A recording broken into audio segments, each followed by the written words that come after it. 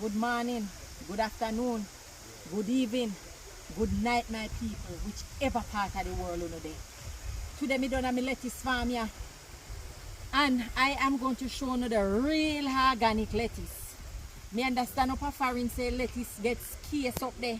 People can't even buy lettuce up there.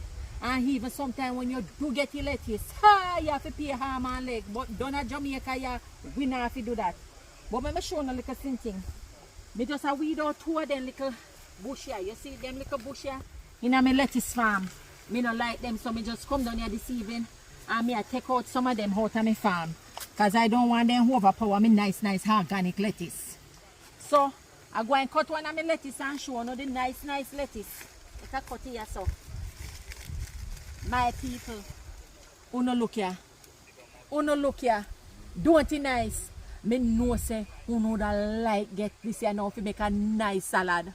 But me sorry, uno can't get it. Uno have to go enjoy the one up there in the foreign supermarket or the foreign grocery store.